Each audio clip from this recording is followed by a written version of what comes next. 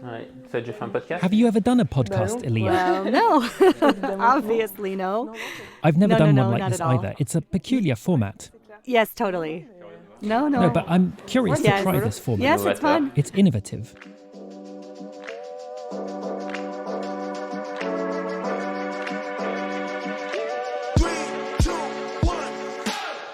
Welcome to Cross Paths, the brand new UTMB World Series podcast. Each month, two trail runners, one elite and one amateur, will meet and discuss what trail running means to them. In their conversation, they'll also reveal what drives them in life and how they express it on the hills. They will share their common passions, interests, beliefs, and get to know each other along the way. And so will we. In this fourth episode, we are welcomed into the home of French trailer doctor Thibaut Garrivier. Winner of the CCC in 2021, he is joined by Elia Collignon, a runner for whom trailing has been transformative at different stages in her life. They spoke about how to perform in different aspects of your life, the importance of an unchained nutrition for trail running, and the magic of a concerto. We hope you'll enjoy this privileged moment where they crossed paths.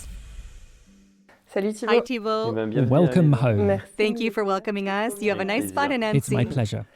If that's okay, I will quickly introduce you so that everyone knows who you are. So, Thibaut, you are 32 years old and you live in NC, where you welcome us today. You are a top athlete in trail running, a member of the Team Hoka and the French long trail running team. You distinguished yourself in particular with performances such as the victory over the CCC in 2021 and more recently over the Muito in Madeira. And I think it's your playground that you particularly like.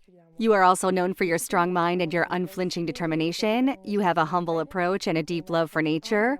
You embody the spirit of a committed athlete, and you are a source of inspiration for many outdoor sports enthusiasts. You take your career to the highest level in trail running in parallel with your job as a radiologist, which you practiced at the Ergonie Clinic in Annecy. That's it. Are there things that you would like to add at this point? No, it already seems quite complete to me for a fairly complimentary introduction. I'm only, I hope, in the first third of my life, so maybe we will add more to it later, but for now, it's already good. I'm going to introduce you.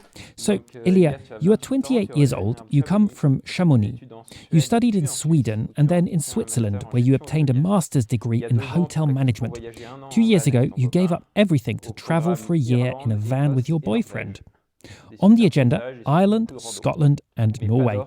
Great landscapes and especially lots of hikes, but no killer whales to your great despair. Back in Chamonix, you recently injured your knee. So right now, it's more mountain biking and road biking than running. But recovery will not be long in coming, I hope for you. Have you injured yourself during your career? Yes, I also have. So for me, it didn't last 3 weeks. I was going to say earlier, it was the knee. Finally, 3 weeks is fine. It's been 3 weeks. We'll see how long it lasts. It's true that I had come to that too, but finally from 3 weeks it had grown to 3 months, and then it went on for a year, so... Oh, yes. Yes, I had a fatigue heel fracture. Okay, and is it an injury that was caused by overtraining or something? Yes, I had, yes, clearly overtraining. Well, there were lots of parameters. I never ran at a young age, and that was always my weak point after all. It's about really running when you're running really hard. So, in fact, that winter, I set out to really develop the qualities of running on the flat ground and everything. Because I liked the ascent and descent, but on the flat, it didn't go well. So all winter I did prep physics, plyometrics, etc. In that sense, I put on lightweight shoes. So, in fact, all in all, it was too full. So I reached a very good level on flat runs. I had some sessions that were top-notch on cross-country. I went cross-country skiing in winter, it was great. And then finally, when I arrived at my fittest, when it was time to start to switch to the trail at the beginning of March, I was in top shape. And when I transisted that to the difference in attitude, I broke everything. It cracked. Yes, that's it. So I did that. And then after that, I made a series of bad decisions. I was doing home trainer in the flat. I forced it too much, so I maintained. I was riding my bike outside, but in fact, I was told, you can ride a bike, but I did 250 kilometers with 7,000 meters in altitude, so it was nonsense. You were pushing it a bit. And so, as soon as I started to get out again on August the 15th, I broke it again. In the same place? Same bones anyway. So then it's been, no plaster, but I've been on crutches all fall. No sport for 3 months, no sport at all, no bike, no nothing. And you see, time flew by, and from August the 15th, it took me to the beginning of December. So I just started cross-country skiing again and started running again around January the 1st. And recovery? On the other hand, recovery, I was subject to all the tendinitis you can have from the ankle to the hips. Okay. Passing through the knee inevitably. And even gradually. 10 months of full stop on foot. So there, of course, it was interspersed with restart and then re-injuries, pause again, restarts. And so I really started training without ever getting injured again in March, at the end of March. Okay. March the 15th approximately. Wow. And now no more pain? And now no more pain. I had phantom pains for 6 months after I had nothing left in the MRI, or at least nothing pathological. Okay. For 12 months every day, because I'm a bit obsessive. And my brain, you see, it's crazy, but when you're hurt for a year, I don't want you to. But it was the touch of the sheet in bed. It hurt me. It also did it in the heel. Just the touch of the shoe every day hurt me.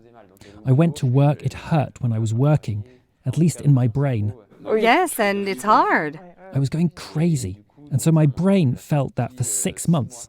6 months later. So much so that I even did an MRI again. I was in pain.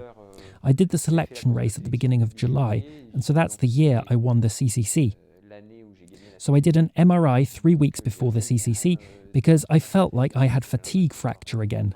And in fact, not at all. I had nothing at all. That was the first tipping point in my head because that was mental pathology. So I saw that in fact, it was my brain that was delirious. And then when I ran the CCC, it was a 10-hour effort and I had a lot of pain and everything. Then I had won the race. And incidentally, I had broken 4 ribs during the race.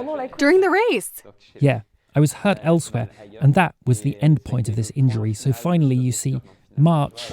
You've diverted the focus elsewhere. Yes, that's it. I don't know about you and your experience of if you managed to have maybe redirected a little bit of your interest to other areas of life, because I think that's the key. But personally, I couldn't do it too well. It is difficult. After that, at your level, it's much more difficult than at mine, I think. Yeah, after that, it depends. It is the level of passion. Yes, that's right. That's true, too. It's an investment every day. That's true. But at the level of passion. Yeah.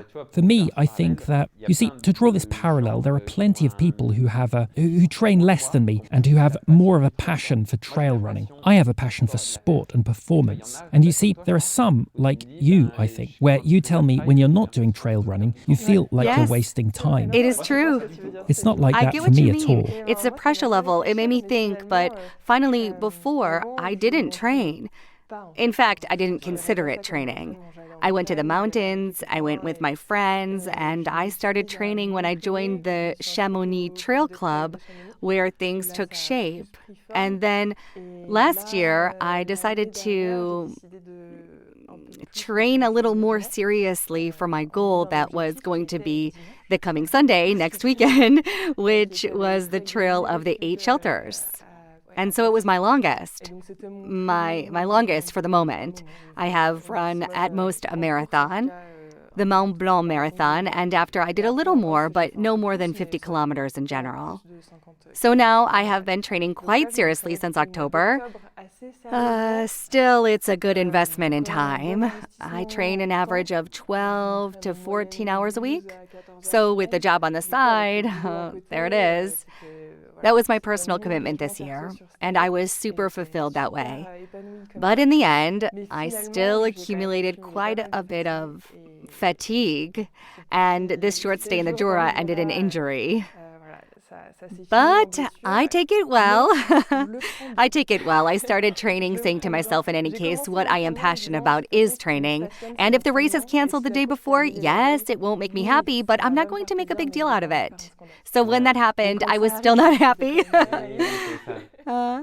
After that, it depends on the level of investment, because for me, it happened to me at Mont Blanc's 90K. Really, it was my training race before the UTMB. I really needed these milestones. I was ready and everything. And it's true that the more you invest in it every day, on a daily basis and more, well, at least I live it like that. I don't have the perspective that my friend Nico Martin has, who really has some perspective on life. But he's a bit older too. I take things a little bit more seriously. And even though I still have, I don't know, are you working full-time? Yes, I'm working full-time. What are you doing? I'm a development manager in a hotel group, so I'm in charge of building new hotels for the group. In Chamonix? In Chamonix, yes, and in the valley.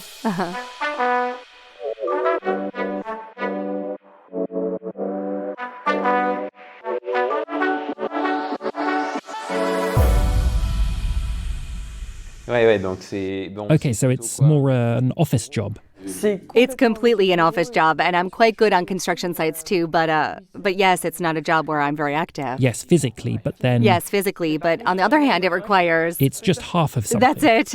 Once you have responsibilities and you can sit in a chair and sweat all day long, it's Yes. just as physical. Yes, it takes energy differently, but yes, completely. As for me, I failed to... Even though my job, medicine, is for me, it's not a passion. So they say it's a job based on passion and everything. It's a job that I really like, and I couldn't see myself doing much else.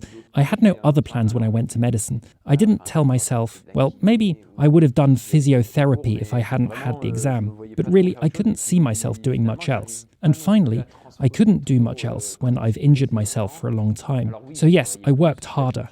In fact, I said to myself, it was easy. I took night shifts as well. I was working 80 hours a week, and then I said to myself, we're going to move, and this way at least I'm saving some money. That way we may be able to buy a house. Yeah. But I was really missing something. Yes, I was depressed, and I realized it later. But maybe it was a cursed word, but it weighed on me every day. Yeah. I really had strong emotional down points. Once or twice a year during the year of injury, when I still had tears in my eyes thinking about it. Well, you see the others running everything, but above all, it was about mental health, really.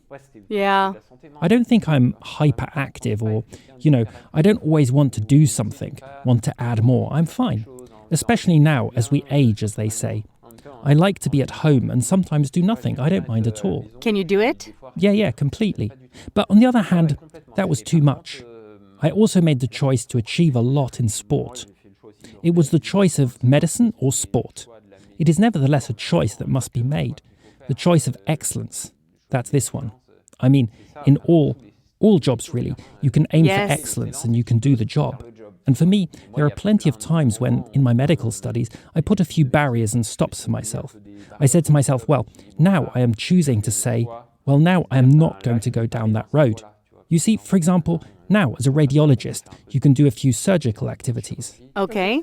It's a choice I didn't make because I said to myself, it's going to put a lot of weight on my personal life too. Time and... My life. Personally, I imagined more. My real passion is trail running, or I don't know, but in any case, trail running, biking, sports actually. Are you still working today? Yes, I've been working, but part-time since last year. All right. I work about 35 hours per week, with a few administrative hours, because now I'm a partner at the clinic. Yes, so half time. Half a doctor's time, Yes, that's it. But that's it. And I really worked between 70 and 100 hours when I was in Lyon. When I won the CCC, I did that night shift. And did you find the energy to work out? Yeah, I found the energy on my days off, actually. Really, I was on call for 24 hours, and I was going for a 5-hour run the next day. And finally, when did you have the urge to say to yourself, now I feel that I have potential in trail running, I have to persevere? That's when I won the Transvolcania. Okay. Transvolcania in 2019, actually. I did not expect it at all. I finished third the year before. I went back with my time target. I wanted to do around 15 minutes less. I knew I could do it, and then I was running 30 minutes less and winning the race. There was Peter Engdahl and Dmitry Dmitriev. It was a race that was very popular with Alberto Fernando and Kylian Jornet. So there were some dream times, and it was already a great international performance. There are several things I said to myself at this point. I said to myself, it's worth the investment. Secondly, I thought, this result is enough for me. I had a kind of relief to actually think that, for example, if someone said to me, your career ends there for an X or Y reason, well, I was happy. Yes, you did the job. I won a race. That, for me, was an international level of performance. And that was the only thing that I know that by starting late, by not having the skills of an athlete, by being a doctor on the side, I also made the choice of there are constraints. Now, with the professionalization of sport, to tell the truth, I think it will be difficult for me to win the UTMB, for example. I need to stay real. Now, the top 5 in the UTMB are just professionals. They only do that. They are going on boot camps here and there. It doesn't make me sad or anything, but it's true that for me, who love performance and commitment, after that, you should also tell yourself that maybe I wouldn't have been able to do it because I've always found my balance in doing both. And to do only sports is hard. Exactly. I was going to ask you if you were thinking of putting your professional career on the side. I'm going to say to devote yourself to your sport. I had the choice when I won the CCC because Hoka gave me this opportunity, and for several reasons. Already the first reason is, when I saw how I reacted to the long injury, I said to myself, I'm going to hang myself if I only do that with my life and I get hurt again. And secondly, medicine is not so much of a profession where, at least as a young doctor, I feel comfortable stopping like that. It requires a lot of knowledge and updates to do that. I have to work all the time, even at home. You see, sometimes people ask me, do you read books about training? No, it is true that the few books that I read medical books because I still need to train. What if, for example, someone said to me, you stopped working for 3 years? After that, it's really hard. It's really, really hard.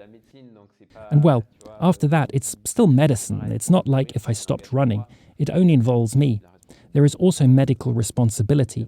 It's still about health, even though I am only a radiologist. We will have... Anyway, this is something you would like? I don't know, to be a pro? For example, if tomorrow you win the CCC. I never asked myself this question because I never had the opportunity to think about it.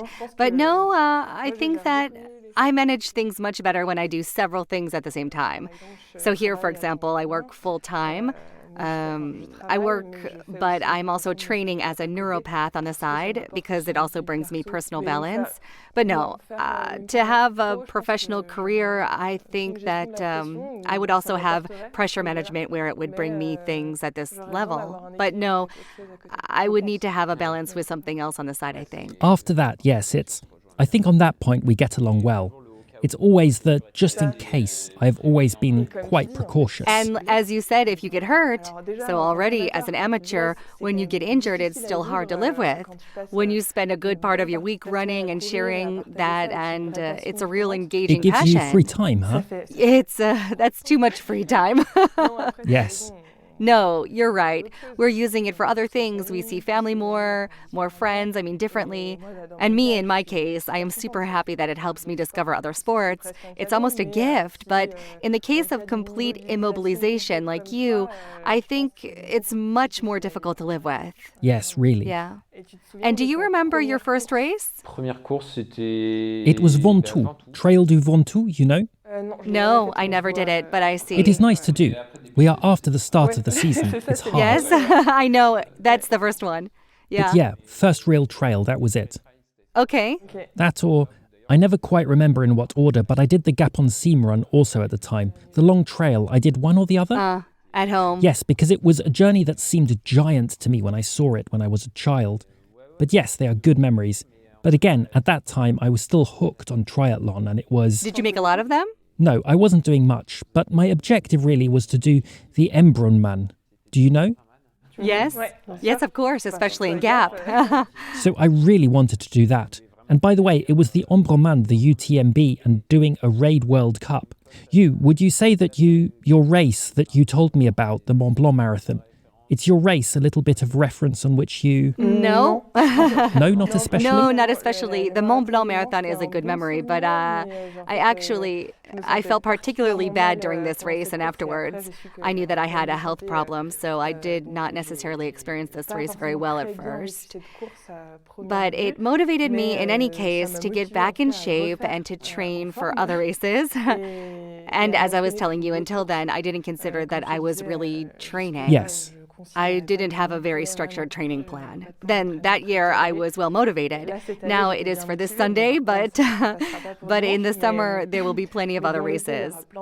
I'm doing the UTAT race in Morocco in challenge format in the fall, Les Dentelles, and this winter I would like to take up alpine skiing with the aim of doing the Pierra Menta in 2 years. I think it's the same for me. It's a bit like the thing I said to myself this winter. I said to myself, well, now it's not worth it. I really don't have the downhill level and technically, but I said that to myself a little bit. I was told that's it if you race a bit. Yes, it takes 2 or 3 years of racing. A first season, and then don't hurry and be selected. Because for you, it will be easy. Yeah, I don't know. But when you're anonymous, it's more complicated. So yes, those are the medium-term and long-term goals. And you, what's on this year? I modelled 2023 on 2022. It was always really the UTMB and Worlds. So last year, it was in that order. It was also the order of the calendar. And this year, it's funny, it was also the calendar order. I told myself I would really like to do a good Worlds following the disappointment at the UTMB last year. It was my first. I only did one. That will be my second one. It is still a format that requires experience.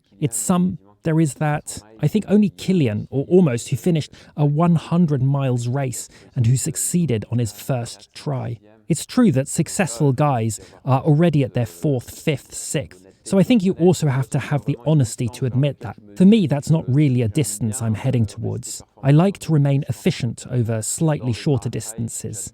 I love the Mara Trail. I love the 60 to 70k format, where I think that, at least for me, for my level of training, it's really the last format where I can get the most out of my physiological level. Okay.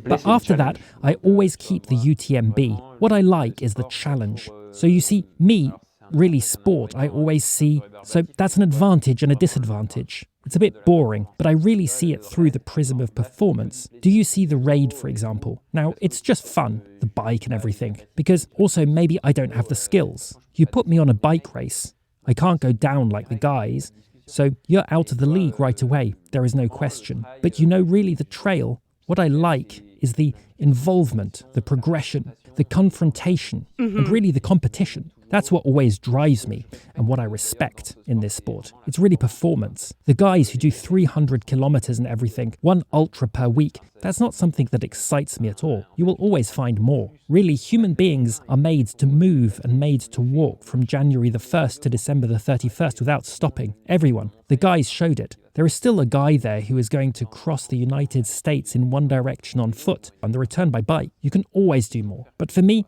it's not a performance marker. Yes, it depends on the pace. On the other hand, run a Tour of Mont Blanc in 20 hours. To see that is quite a humbling experience. Not all human beings are able to do that. It's like running a marathon in 2 hours, or not all human beings are capable of doing that. And that's what I respect in sport. That's performance, you see. But now, what I also like in life is to, it's about succeeding in lots of ways. Me, I have always been, it's funny, but in sports, I was good nowhere, but bad nowhere. So I went horseback riding, kayaking, swimming. I've done cross-country skiing, mountain biking, all in a club, swimming, running, and as always, a little bit of everything. But trail running is a bit like the first sport I've ever been involved in where I was told, now there may still be a bit of a desire, etc., but there are even better things on the market. And on the other hand, it's true that when, all the other sports I told you about before, including cross-country skiing, I could see that I was not good at it. So I was training, trying to improve. There's a lot of technical stuff and everything. But that's what really motivates me mentally. It's the progression. La progression.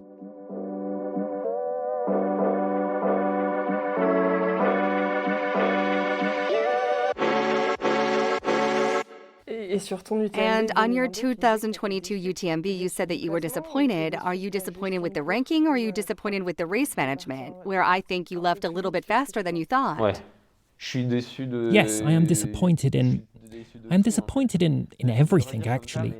It's hard to say it like that, but I can't think of anything that I did well. You see, and it's the only race where that happened to me. At the Worlds, I was good in all aspects of trail performance, but I had no legs. Okay. So I was, pretty well prepared. I was in shape 2 weeks before, in shape 2 weeks later, but on race day, I was not. I wasn't. It is like that. I don't think it was a good day. On the other hand, I managed for the checkpoints, I managed the pacing, I didn't have to worry about anything at all. At UTMB, it was the opposite. I didn't do anything right, you see, nothing. And what really is my strength, I think I've measured it now. By taking more time to do tests, studies with sensors, I really feel the effort. I think that really is my number one strength. Because when I've done all the tests, it's the same. I am good nowhere. I don't have feet. I'm not good at VO2 max, and I'm not good at VMA. In fact, in the end, I've been doing this here for the last 2 years. I've been doing 50 million tests. I'm not good anywhere.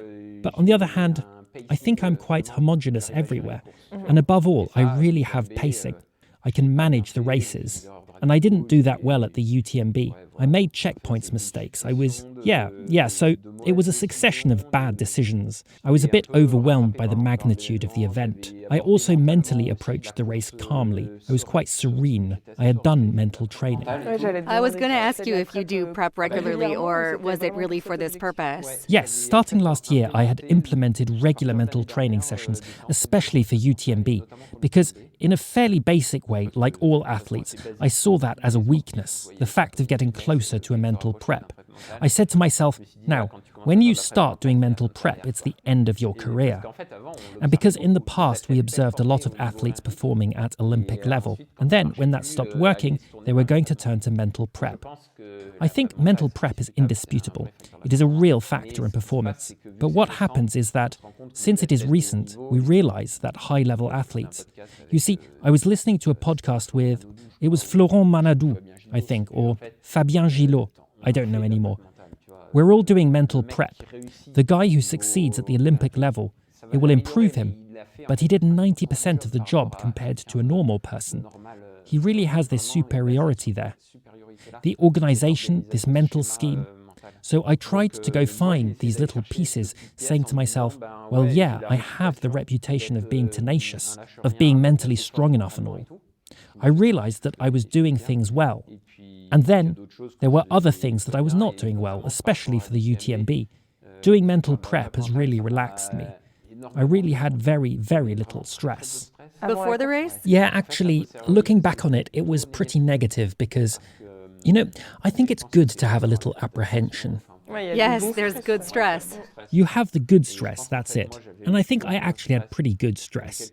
I'm someone who is quite stressed about goals because I want to succeed like everyone else. But it is true that I am a person who's rather stressed in achieving goals. I saw it in medicine, in competitions and everything. I felt pretty good about that. But it's a stress that makes you rather move forward, that doesn't paralyze you. I have the impression that what people say is good stress. In any case, I passed my medical exam, let's say, and it's still about 20 times what I felt at the start of the UTMB in terms of pressure. It doesn't paralyze you. I had 40 years of my life on the line, so I was not so cocky about it when I entered the convention centre to take the exam. So finally, I went backwards a bit and said to myself, I saw this poor performance on the UTMB. I'm going to try to find more basic things, because that's how it works too. Don't worry too much about saying, okay, I validated things, measured things that support me in my approach and everything. Now stop overthinking it. You know your pacing is good, that the way you eat when you want is good, hydration is good. It worked so far, just do that. There you go. Go back to the essence of the thing a little bit. Do things right, and then it goes to the end. After, it's true that the only question mark for UTMB 2023 is that I still went far in the effort, in the mental and physical pain, whatever you want to call it. At the UTMB, I was really knocked out in Courmayeur, even a little bit earlier. Really, the reason would have wanted me to stop in Courmayeur, and that's really 8 hours, about 8 hours of racing, 12 hours or even 14 hours. It's a long 14 hours. There in the head, it's a long time. So I don't remember everything anymore, because necessarily the brain, you're in self-hypnosis after a while, but those were by far my worst physical memories. So you see, I just have this little doubt about saying to myself, what will happen if I feel a little bit the same way? And clearly my brain is telling me that. I finished the race because it was my first. But if I arrive in Courmayeur in the same condition, never again. You put me in the same condition 9 times, all 9 times I throw in the towel. It was the only time I finished out of 10. What made you finish? It was the first. It was the first. You said you were going to the end. I said to myself, if I don't go through with it, I'll start from scratch. It was my first 100 miles. So maybe it was a bit daring to do it on the UTMB, but it was the first race where I spent the whole night outside. You needed a 100-mile reference. Yeah. And then I also needed to say, good, well, if I finish walking, well, finally my body's able to do it, and that's it. And now I know what it's like for me to run 22 hours or so on the UTMB. I wouldn't do it again. You see, for sure I wouldn't do it again. If I do that, or maybe it's because I'm at Vallorcine and I have to go home. And yes, at Vallorcine I can't give up, but unless I get seriously injured. But on the other hand, no, I won't do it again for 22 hours. That's what I was telling you. I know I can do it around Mont Blanc while walking, but at my level, I don't train for that. It's stupid, you see. Yes, of course. Yeah. Everyone has their goals, and I don't like that. It is true that I am often blamed for it. They tell me, yeah, but the pleasure of sport is everything. But for me, the pleasure of sport is actually that. It's performance. Yes, that's it. And that may seem... So you quickly lock yourself in and you are quickly disappointed. But after that, it's life too. You can't be happy all the time. And in medicine, it's the same. Every day you have failures. Every day you do things well. But in fact, it's not good enough. And you always have to improve. And that's life. I've always said to myself, in life, there are 3 big compartments. There is professional life, there is sports life, according to my prism, and there is social life. I mean, family life, if you want.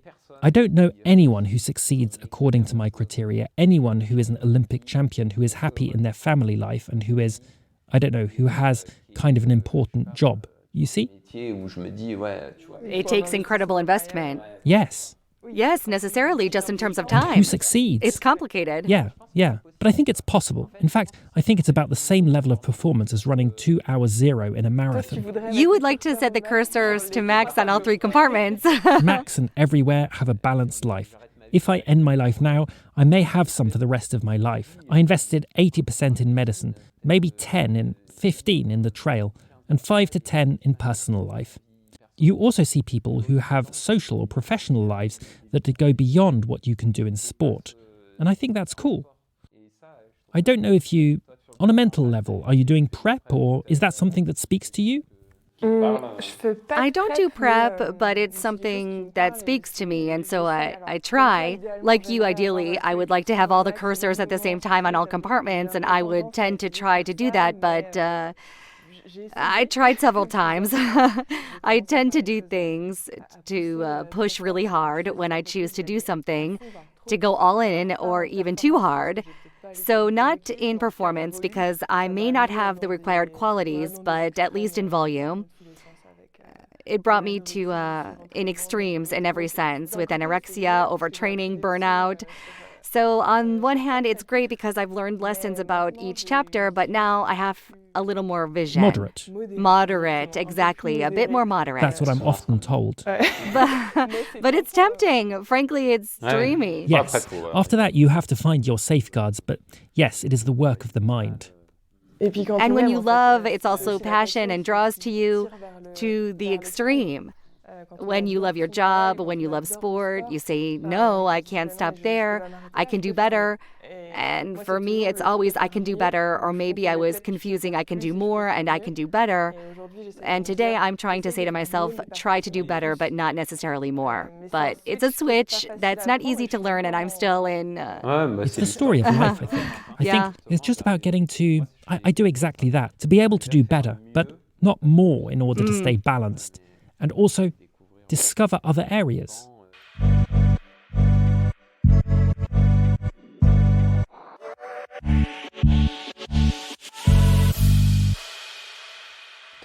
You were going back to school, weren't you? Did you say so? Yeah. In fact, during my trip to Norway, I decided naturopathy has always attracted me because, as I said before, I had a period of anorexia during my adolescence, and I was lucky enough to be followed by my doctor, of course, who worked with a psychologist.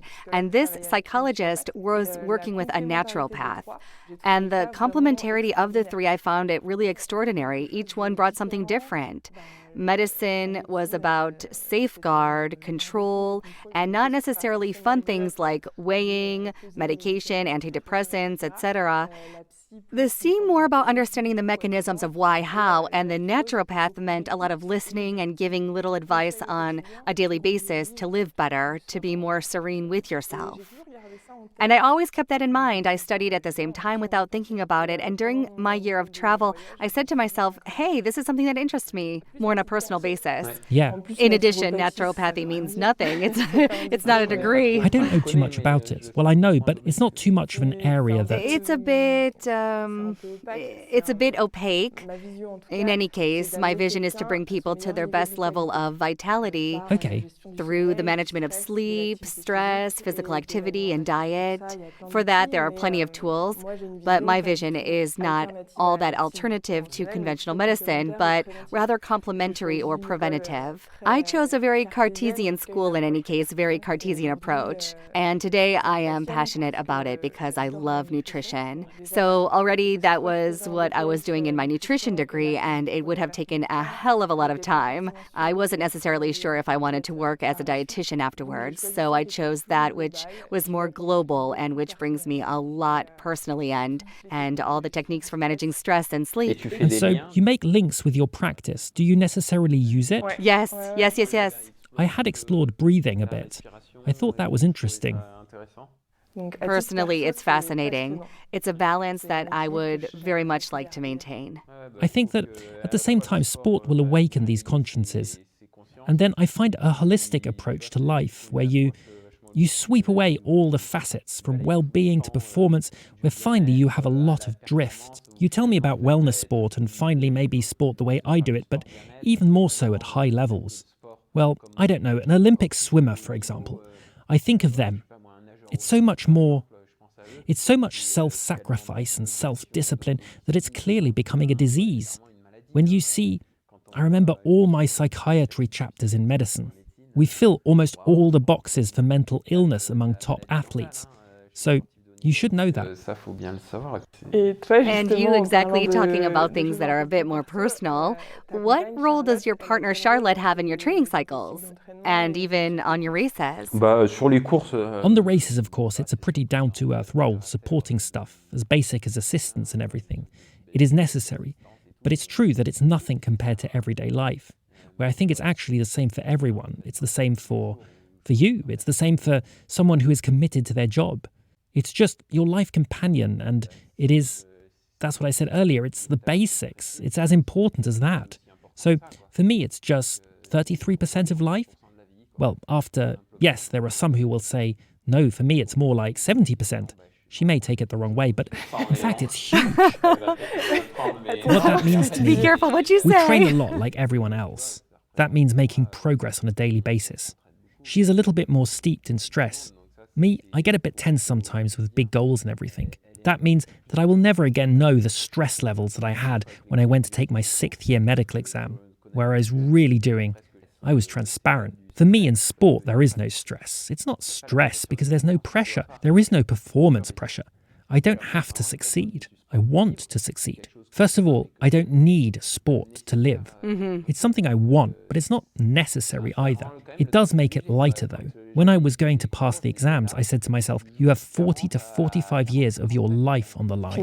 In the end, it gave you a stress frame, a reference, and today everything else is put into perspective. Yes, that's it. We're always under 10% at all times. On the other hand, it creates emotions through failure, through success, through injury, which are very strong. But only in retrospect can you moderate. You're missing an exam.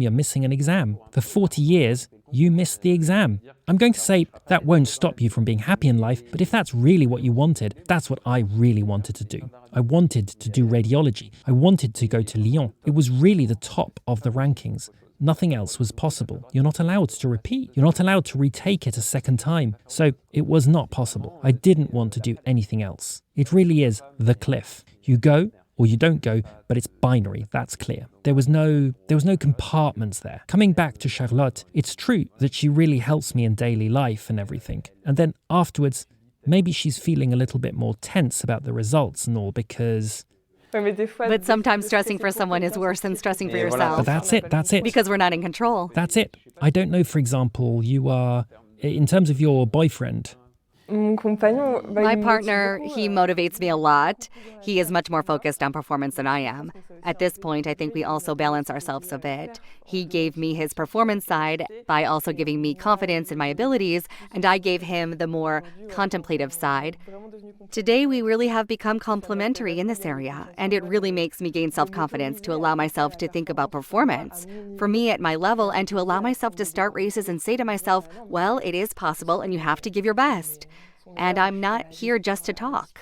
And after that, you have models like that in life where you say to yourself, I don't know, I would like... You see, that's what I was telling you earlier. I have a bit of a tripod, you know? For me, it's a bit... That's my reference. I don't have too many role models, icons or guys that make me dream. The guy who makes me dream does not exist. I told you that. He is the guy who succeeds 100% everywhere.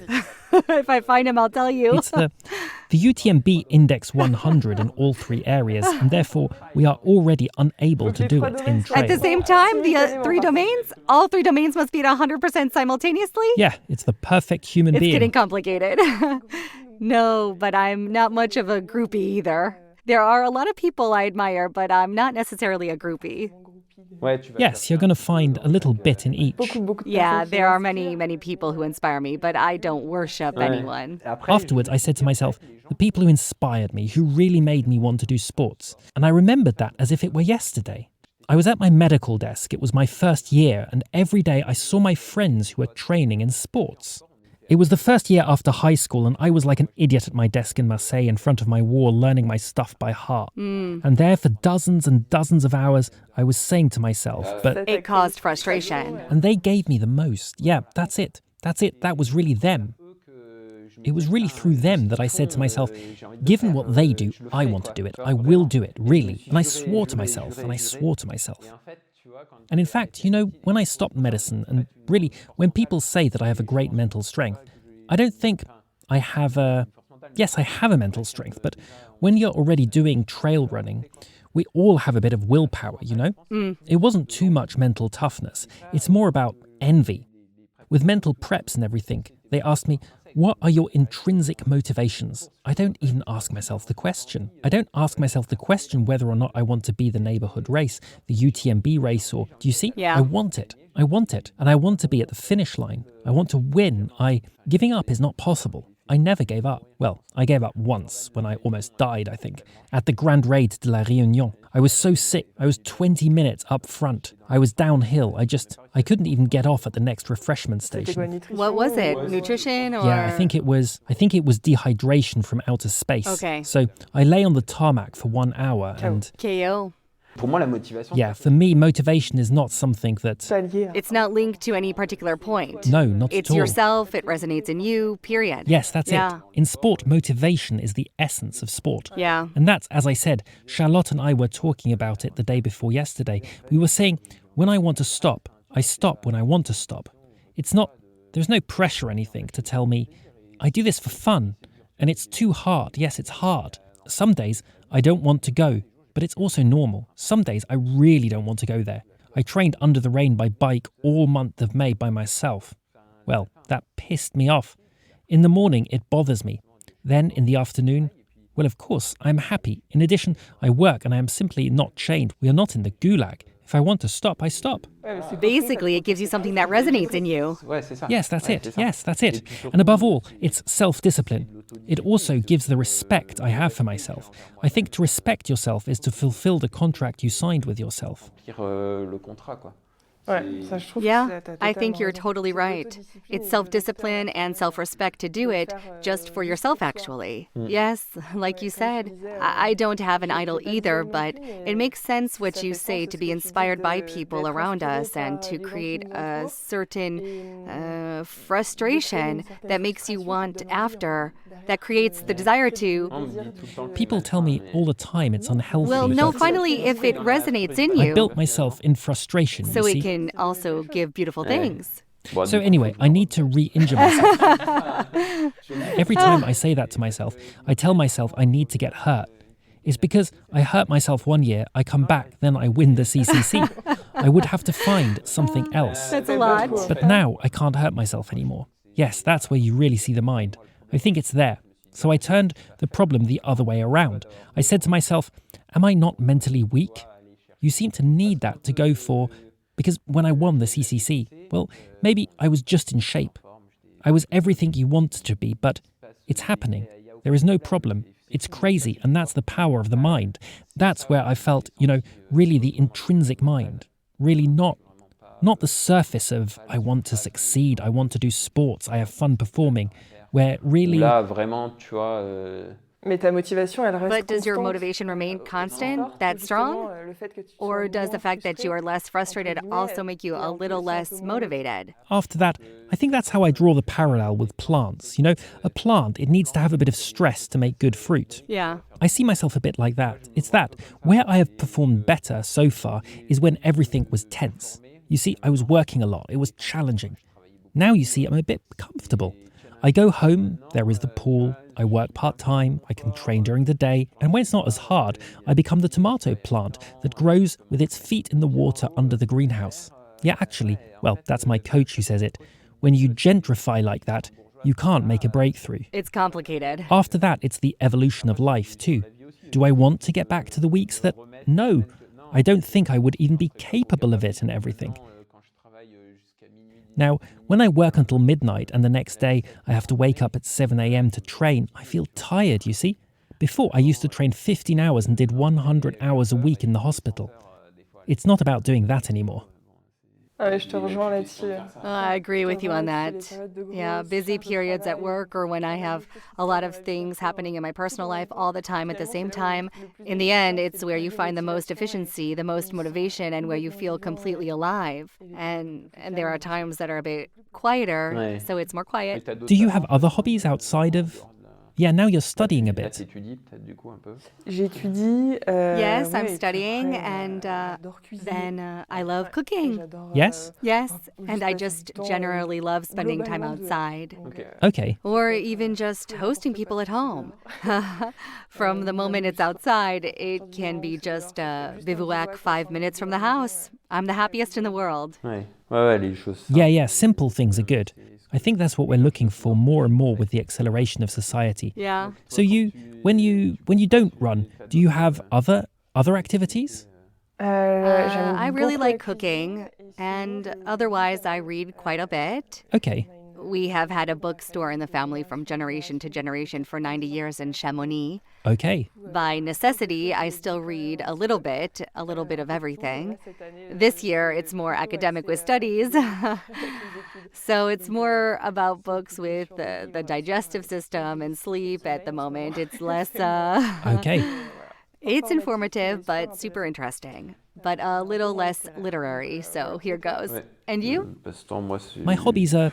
Before I had no hobbies, time passed by itself. It was more like sleeping was my hobby as far as I could. But now I'm learning to do nothing. Learning. You actually see, but nothing, sometimes nothing. I really do nothing. So yes, I scroll a bit on networks and everything. C'est le risque, ouais. It's the risk, yes, when you do nothing. Now I watch a little bit of series, so you see all of this. It's really something I've never done. Watch series and watch movies.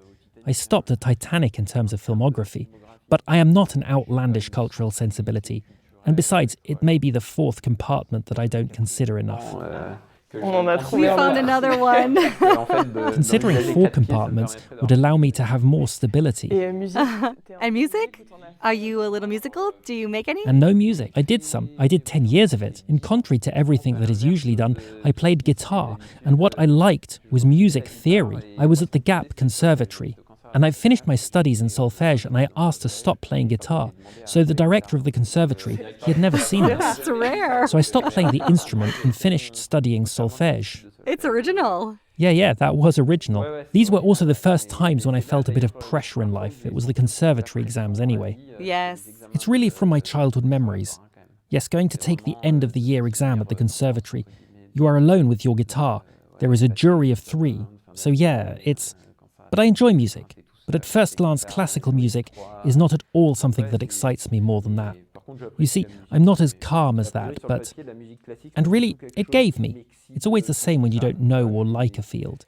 And then the fact of having this education where, you would tell me between a Beyoncé concert and then, yes, the excitement of the thing at the Stade de France. Yeah, I would definitely like that. But between going to see something like that and, you see, I've seen things, for example, so it's going to seem ultra boring now, but like concertos in the auditorium in Lyon, where really, these are the only moments when something creative has transported me a little bit. Truly the only one. I weigh my words carefully. Neither reading nor photography nor anything ever makes me like that. Really, these are the only moments when you see the respect for the calm and the virtuosity of the guy, especially on the violin and piano. It's the only moment when I really say to myself that it's... C'est le seul moment où vraiment je me dis, putain, là, c'est... C'est un autre type de Is it a performance. different type of performance too? Complètement. Yeah, completely. I am mesmerized. The moment stops. The moment stops a bit. It is the one and only cultural sensitivity that I have. Again, I think that maybe as I get older, I take a little more interest in things. I don't despair of progressing a bit in this field and reading L'équipe a little less. Et de lire un peu moins l'équipe. 3, 2, 1. Maintenant qu'on se connaît bien, je vais te faire Now un that we know each petit- other un well, petit jeu. I'm going to make you a small game with 3 small facts about me. So there are 2 false ones and 1 true, and you're going to have to find the right answer. The first proposal is, I practiced solfège for many years. In 2019 and in 2020, I chaired the jury for the solfège competition for the Master Musician Performer of Music and Dance at the Lyon Conservatory of Music and Dance. The second proposal is that just before Saint-Lyon in 2018, while assembling a shower screen in my bathroom, I had a glass wall fall on my foot that cut my foot, and I knew that if I had my foot sewn up, I would not be able to run the race. So I decided to start with an open wound in my shoe and finished 3rd in the race. And the third proposal is that I have practiced horseback riding at a good level for 10 years. I was part of a group of supervisors of a travelling internship in Auvergne, and then I attached my horse's loin badly one evening at the bivouac. The next morning, the horse was gone. Fortunately, he was found 1 kilometre away from there. Je dis, I would Do you say... vote A, B, or C? I vote C. Do you vote C, horseback riding? Yes. Is that the real one? Yes. ouais, je Yes, vote I vote C. And no, that is not true. Second chance? Is it the story of solfège or With Saint-Lyon? solfège, you would have deliberately omitted to say that you had been a jury or otherwise earlier when we were talking about injuries, and you didn't talk about that. Go solfège, the A. And no, No! you are no exception to the rule. I really suck. Okay, so you started with the race with the open wound? So actually I was, with the open wound in the shoe. How awful! Yeah, and especially when you see the conditions. Shoes full of mud, a wound full of mud. There was an open How tendon. awful. I didn't want to imagine that. I do not recommend it. Oh. And besides, I've always, strangely, it healed badly.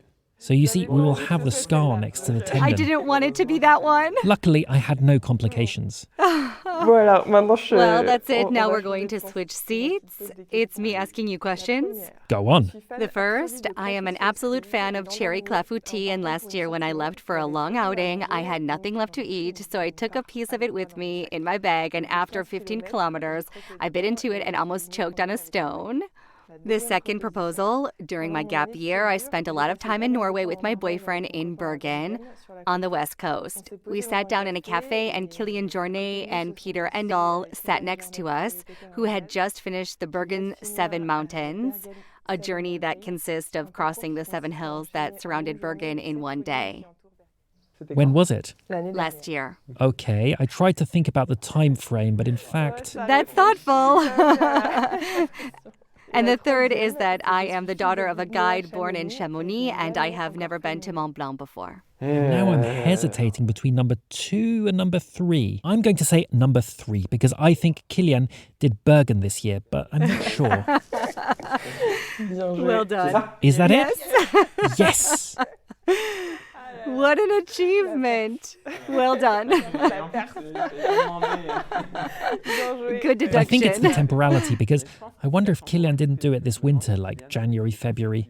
Good deduction. It seems to me, huh? I gave myself away on the time. Briller sur la date. Bon, félicitations Thibaut. Congratulations, Thibaut. I think you are the first in history of the podcast to have found it at first try. Well done. Thanks.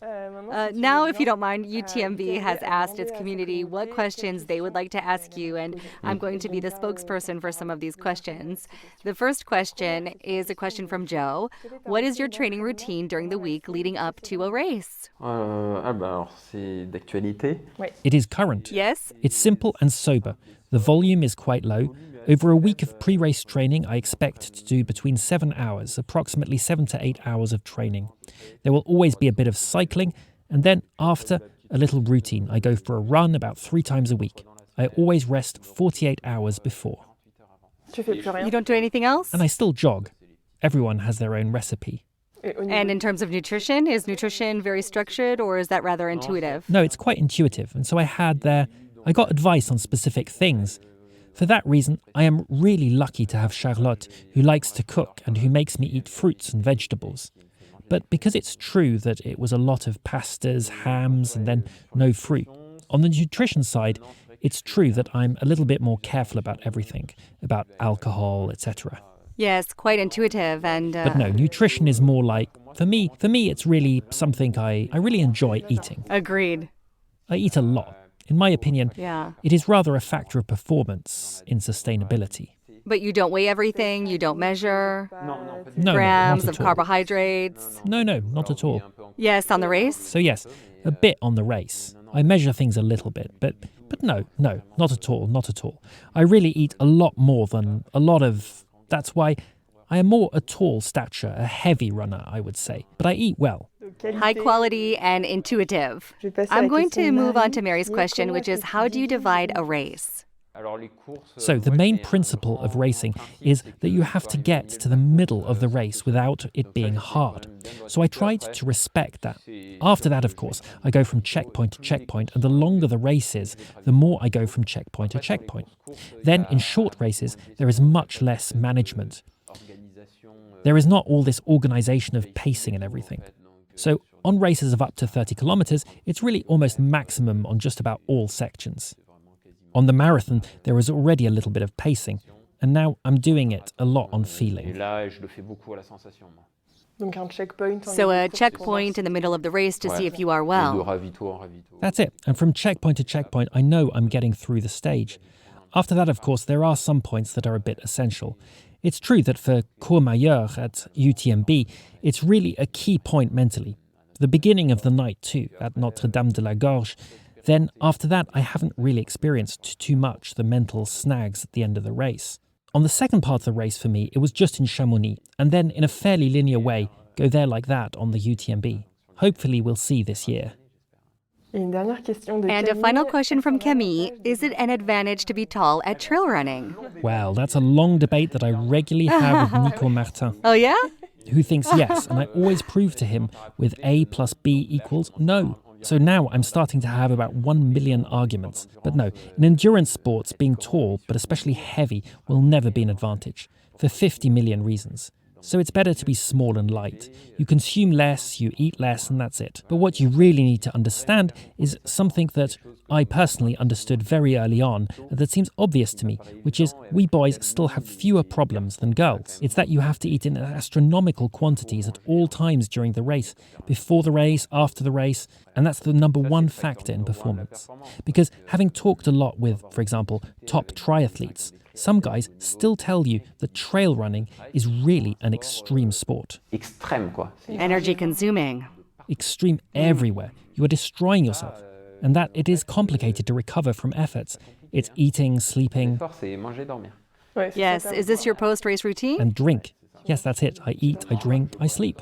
No cryo massage? Yes, so, of course, now I'm going to look for different things. So that's the main pillar. That's the fundamental tripod. It's 90% of recovery. But of course, I do massages, I do cryo, I do anything you want. I take supplements for recovery. Now, it is well known that it is 10%. You already have to eat good quantities. And for me, in trail running, there are two sports. There is the 0 to 120 kilometer trail, and there is the 100-mile trail. And I find more similarities between 20k and 100k than between 100k and 170k. Okay. It's nothing alike. They are two different sports in preparation, mental and physical approach, nutrition, training. Nothing is the same. Maybe on the ultra being a tall runner is maybe less true. Do you see? Maybe yes. Being big and heavy is less of a problem. Ouais, parce que c'est pas Yes, facile because non it's plus, not easy psychologically either. As you said, it's better to be lighter on the trail, but at the same time, you have to eat a lot. So psychologically, find balance. Mais en fait, il faut manger But you have to eat what the body needs. Yeah. That is to say, that you need to eat according to your hunger. When I am hungry, I eat. I don't care, we will say that sometimes. I cook a meal, I am hungry 2 hours later. I eat and eat chocolate, and I don't really care. If I have cycled 200 kilometers, I arrive, I eat. I make a snack and I make a meal in the evening, and I have a pot of Häagen-Dazs, and I actually don't care. Anyway, if I cycled for 7 hours, if you burnt 5,000 calories, you have to eat them. That is also the misfortune of high-level sports in running. As much in running, cycling, there are sports like that, a little less so in other sports. It's endurance sports. Ça, on en parle We are de talking plus en about plus this aussi more and des more syndromes about red S révélateurs. syndromes Yes. among women and among men too. Yes, but for me, what I think is it a bit sad to talk about Red S syndrome. So yes, okay, I can't bear to hear about Red S syndrome anymore. Prevention is needed. You have to tell people to eat. I see behaviors sometimes when, binge on salad is not eating. That's not food, that's slugs eating salad. You really have to really eat when you're on the trail. Binge on white cabbage salad, it's... Ah ouais, je suis I d'accord. agree with De toute that. façon, In any sur le case, long in the terme, long run, it won't work The out. problem is that it impacts people directly in the long term. So finally, I don't know if you had yourself about your experiences you were talking. Bah oui, moi Well, j'ai... yes, I have been at the extreme of this nutrition level of wanting to be. It was more psychological than physical or performance related, but in any case, I saw that it didn't work not to eat, that's for sure, until the end of the very end of being able to go c'est up. But it's not, for example, sport that brought you out. Si. Yes. That opened your eyes Yeah. a bit because Yeah. I think that's Sports beautiful. really It's helped what I me. like and what I drive the most. In the end, during the anorexic phases, what I've experienced is that you have a kind of desire to make yourself disappear physically. You are no longer aware of who you are physically, what you are like, and sport was the only thing that made me physically feel. Where you recognize yourself. Yeah, alive. That's clearly what got me out of trouble and actually brought me back up. I told myself, not only for me, but also for my relatives and others, but that makes you tell yourself if you like it, you're going to have to eat. So let's go. Today I have a much healthier relationship with food. And that has also given me a real passion for nutrition to know more, to know why you have to eat well, how, and to take guilt away. But now, having gone to that extreme, it took me years. I think that I have been serene for this for 2 years, even though I have spent 10 years fighting to regain serenity and learn to eat again. Ouais. Yeah. Ouais, moi, c'est... And for me, that's the thing. I think that sport is good for learning about life and experiencing life earlier and doing these trials, but without being in real life. Yeah, that's right. I think that every time you can make small mistakes in sport and it's not a big deal. And then when you do it in life, sometimes it costs a bit more. It's true. And I just think it's a shame that it's still a lesson that I think is major in sport and that people who do sports can't seem to realize that. And also give examples to others. But after that, we really are in the worst sports too. No, but it's true. You ran on the road, so... You're watching swimming. There is no anorexic, right? No. Bah, Thibaut, je te remercie. So if you want, thank you so much for welcoming us. It was a great time. It's the end of our exchange. Shared. See you in Cham this summer on the UTMB. I will follow you Well, carefully. yes, I hope so. That would mean that I am already at the start. That will already be halfway through. I'll see you this summer. Ouais, ciao. That's it for today. We hope you enjoyed this moment and found some inspiration to get out on the trail paths. If you did, please give us 5 stars on Apple Podcasts or Spotify and share it with a friend, a colleague, or someone you just crossed paths with. If you don't want to miss the next episode, subscribe to the podcast and follow at UTMB World Series on social media. We will be back next month for a new extraordinary meetup. Stay tuned.